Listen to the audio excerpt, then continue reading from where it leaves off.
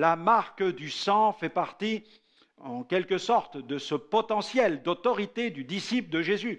En effet, le sang de Jésus nous a purifiés. En Christ, nous avons été rachetés.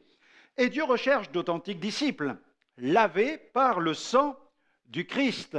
Le célèbre prédicateur D.L. Moody a écrit « Dieu ne cherche pas des vases d'or, il ne réclame pas des vases d'argent, il veut seulement des vases purifiés. » Gloire à Dieu. Dieu soit béni pour la preuve d'amour manifestée à la croix et son œuvre de purification dans nos vies. Il veut nous purifier pour que nos vies servent à sa gloire. L'histoire du peuple d'Israël restera à jamais marquée par cette grande délivrance du pays d'Égypte. C'est dans ce pays que le peuple hébreu fut retenu en esclavage pendant 400 ans. Et pendant cette longue période, il fut asservi à d'insupportables labeurs.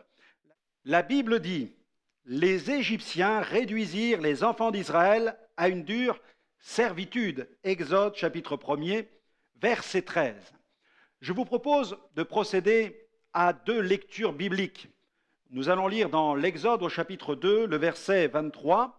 Et voilà ce qui est écrit dans ce passage. « Longtemps après, le roi d'Égypte mourut et les enfants d'Israël gémissaient encore sous la servitude et poussaient des cris. Ces cris que leur arrachait la servitude montèrent jusqu'à Dieu. Mais béni soit Dieu, le Seigneur n'abandonna pas son peuple, il entendit ces cris et mit en œuvre une opération de sauvetage. Cette gigantesque opération aurait très bien pu porter le nom d'opération rédemption. Nous lisons maintenant dans l'Exode chapitre 6, à partir du verset 5, « J'ai entendu les gémissements des enfants d'Israël que les Égyptiens tiennent dans la servitude, et je me suis souvenu de mon alliance. C'est pourquoi dis aux enfants d'Israël, je suis l'Éternel, je vous affranchirai des travaux dont vous chargent les Égyptiens, je vous délivrerai de leur servitude, je vous sauverai à bras étendus et par de grands jugements. » Amen. Le sujet d'aujourd'hui est grandiose, car il ne concerne pas seulement la délivrance de la nation d'Israël au temps biblique, il concerne notre délivrance aujourd'hui, notre vie de victoire. Revenons à cette période de la délivrance du peuple d'Israël. Pour libérer son peuple, l'Éternel dut déployer sa grande puissance. Il frappa l'Égypte avec tout un arsenal de 10 plaies.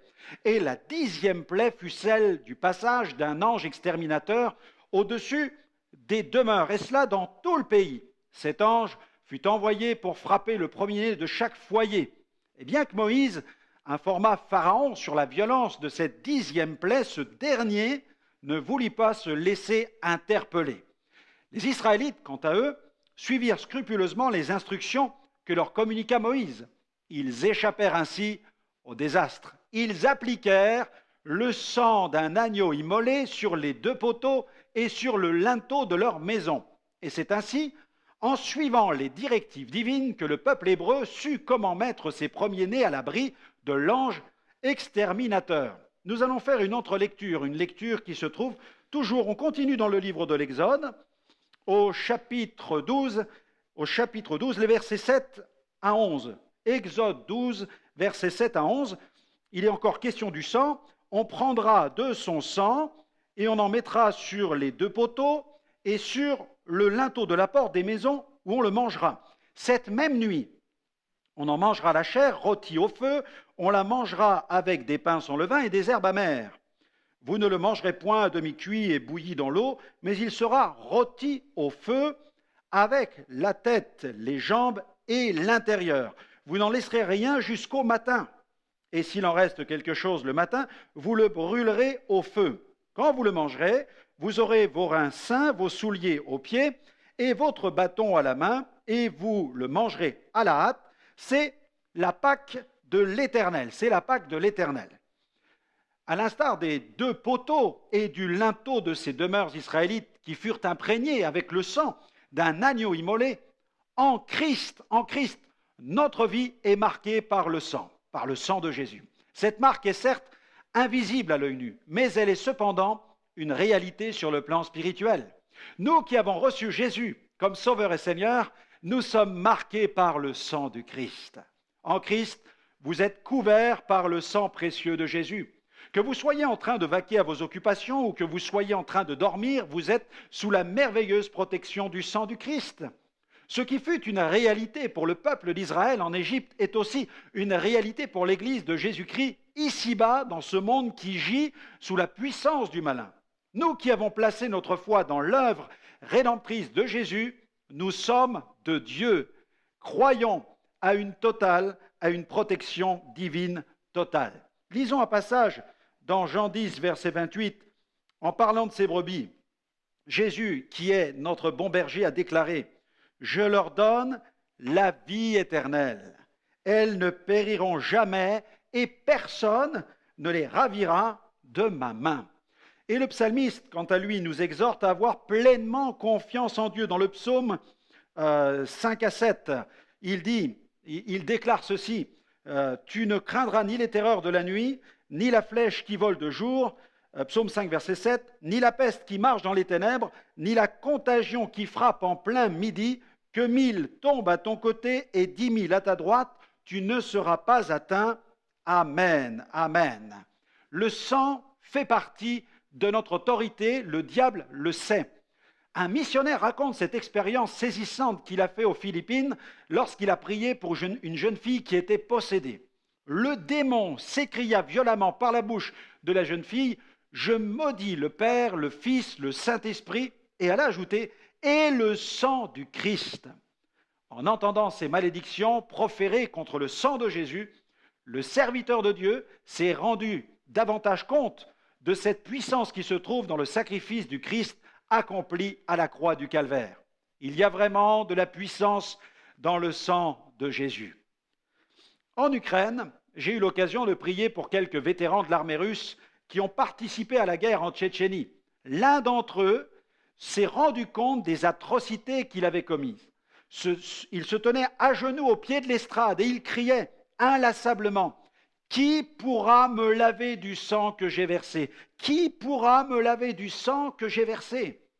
Cet homme était tourmenté jour et nuit par des images sanglantes qui hantaient son esprit. J'ai pu lui faire connaître l'unique remède, seul le sang de Jésus, le sang de la miséricorde, le sang de la grâce peut laver un homme du sang qui crie vengeance. Mais pourquoi y a-t-il de la puissance dans le sang de Jésus? Je vous propose de découvrir les affirmations bibliques concernant le sang de Jésus. Ces affirmations témoignent de cette puissance. Tout d'abord, le sang de Jésus est précieux, il est précieux. Dans les Saintes Écritures, le sang de Jésus est qualifié de précieux. L'apôtre Pierre en parle dans sa première épître, au chapitre 1er, versets 18 à 20. Il dit « Vous savez en effet que ce n'est point par des choses périssables, et il précise de l'argent ou de l'or, que vous avez été rachetés de la vaine manière de vivre, héritée de vos pères, mais par le sang précieux de Christ, comme d'un agneau sans défaut et sans tache. Il a été désigné d'avance avant la fondation du monde et manifesté à la fin des temps à cause de vous. » Le mot précieux a été traduit à partir du terme grec timios. Il comporte les sens suivants: précieux, très précieux, plus précieux. Il touche aussi à l'idée d'estimable, d'honorable, estimé, honoré. Le sang de Jésus est donc un sang d'une grande valeur. Il est précieux. Mais pourquoi le sang de Jésus est-il si précieux? Quand l'apôtre Pierre évoque cette grandeur de l'œuvre rédemptrice, il fait une précision d'une grande importance concernant le caractère précieux du sang de Jésus. Dans sa lettre, il dit que nous avons été rachetés par le sang précieux de Christ, comme d'un agneau sans défaut et sans tache. Il relie le caractère précieux de ce sang à la nature même de Jésus. Le sang de Jésus est précieux pour plusieurs raisons. Tout d'abord, sur un plan tout à fait spirituel, Jésus est le Fils de Dieu. Et bien qu'il soit venu sur la terre dans une chair semblable à la nôtre, Jésus est venu sans péché, il a vécu sans péché sa vie terrestre et il a commis aucun péché. Il est resté pur. Ensuite, sur un plan purement biologique, nous ne pouvons nier que le fait même de l'incarnation nous place devant un grand mystère. En effet, biologiquement, la carte d'identité sanguine d'un enfant est déterminée au moment de sa conception.